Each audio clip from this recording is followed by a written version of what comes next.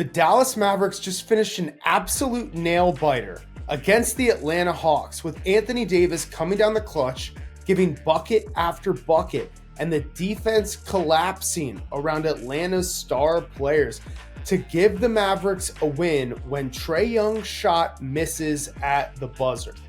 Mavericks fans rejoiced, celebrated.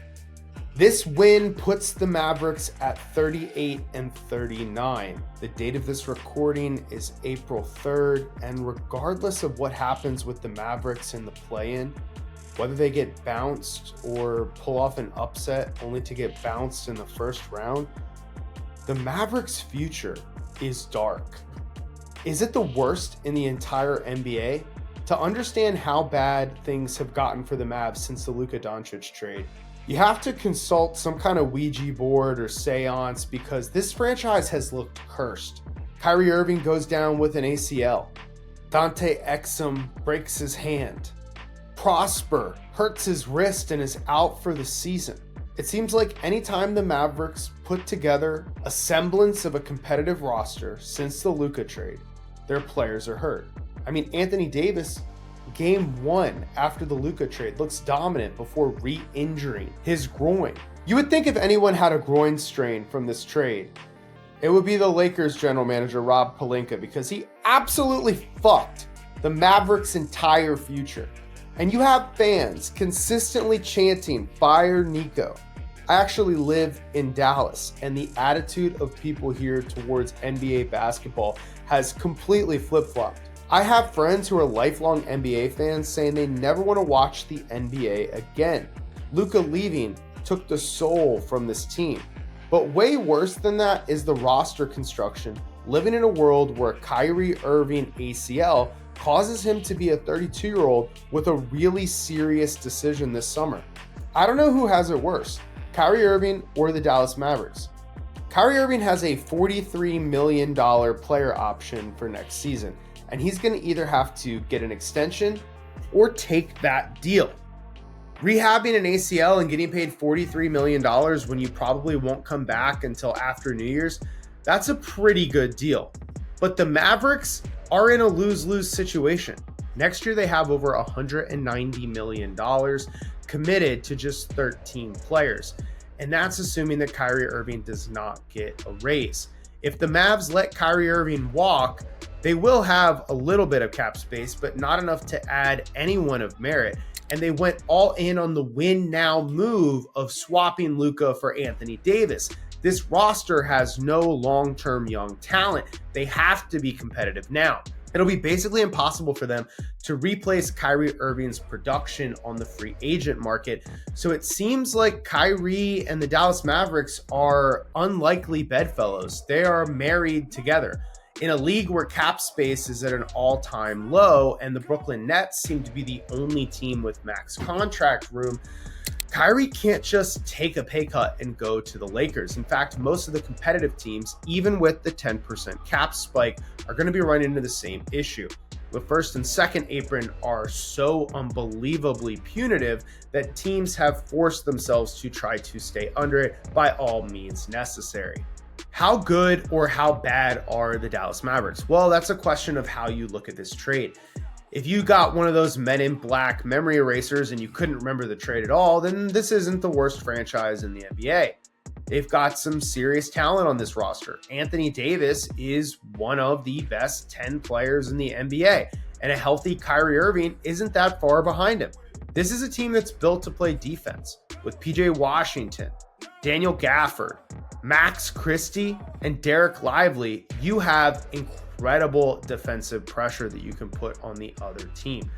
Even Klay Thompson is not what he once was defensively, but he's still a big shooter.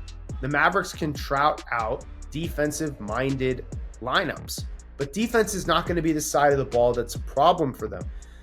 Even without Kyrie getting hurt, they were short an offensive creator. Spencer Dinwiddie is as bad a lead point guard as he is a cryptocurrency investor. Put it this way, the Mavericks are the 7th oldest team in the NBA right now, with an average age of 27.2. The teams ahead of them, the oldest team is the Phoenix Suns. They were supposed to be a contender. The Golden State Warriors, 28 years old, they were supposed to be a contender. The Sacramento Kings, well, they're doing the best they can, but the Celtics and Heat also thought at the beginning of this year that they would be able to tweak their rosters and be in contention status. You do not want to be in no man's land of being one of the oldest teams in the NBA, stuck in win now mode, but also not having a realistic path to a title. How bad is it? The Mavericks are actually tied for the 17th best championship odds for this season, according to ESPN.com's futures. 17th. That's basically outside of the playoffs. 16 teams make the playoffs, and the Mavericks are right there with the Orlando Magic and the Sacramento Kings. They're not contenders. They're not even in the tier below contenders where you would call them pretenders. They're not even the teams that can lie to themselves. They're not even lying to themselves and saying, hey, if the chips fall for us, maybe we could put together a run. Let's look at future assets, because the Maverick situation doesn't really improve there. They have their own first round draft pick this year, but as we said before, it's going to be in the middle of the pack. Next year, they have their own draft pick in the first round, and there's going to be a temptation to tank. If they don't tank, taking advantage of Kyrie Irving being out, they're going to need to trade this to try to convince themselves that they have a contender. I think probably the best thing that could possibly happen to the Mavericks is Anthony Davis goes down with some kind of minimal injury, and they are able to both tank their 26th pick, but also trade Anthony Davis for, let's say, 4 or 5 first round picks. Anthony Davis should at least be able to get a haul similar to what Mikal Bridges did. But that's not win now. Now you're back in a full rebuild, and you pissed off your entire fan base, and you got rid of a 25-year-old generational superstar. And I'm saying the best case scenario for the Mavs next year is that Anthony Davis gets hurt and the Mavs decide to punt another season. Years are precious. You never know. You always think, oh wow, these teams are going to be around forever. These players are going to be around forever. But every top 10, every top 20 player that you get is a gift. And you need to act as a general manager as if you're not going to get it again. Because frankly, the odds that Nico Harrison is going to get a lottery pick and find another Luka are astronomically low. But the odds that he fucked up by trading away Luka are 100%. Okay, 2025, the Mavericks have their own first. 2026, the Mavericks have their own first. But then in 27, they do not own it. And in 28, Oklahoma City has the rights to swap. Then in 29, they have the Lakers draft pick, probably in the second or third year of Luka's back-to-back championships. This is a middle of the pack first round draft pick roster. The Mavericks have first round draft picks, but they don't have premium ones. None of the ones they own for other teams are likely to be in the lottery, and the Mavericks don't have a realistic path to contending and acquiring lottery draft picks in the next 3 or 4 years. So how bad is it? With Klay Thompson spacing the perimeter, Kyrie Irving coming back from injury, Anthony Davis healthy, PJ Washington, Daniel Gafford, Kai Jones evolving a little bit, Max Christie continue to be a two-way player. Are the Mavericks one move away and a lot of health luck from being a contender next year? The answer is no, unfortunately. Klay Thompson is going to be 36 next year. Kyrie Irving at the end of the season will be 33, coming off of a major injury, and Anthony Davis is getting older by the day. The Mavericks are stuck in no man's land, and they might be the worst future in the NBA. However, I have to throw out honorable mention to the Phoenix Suns.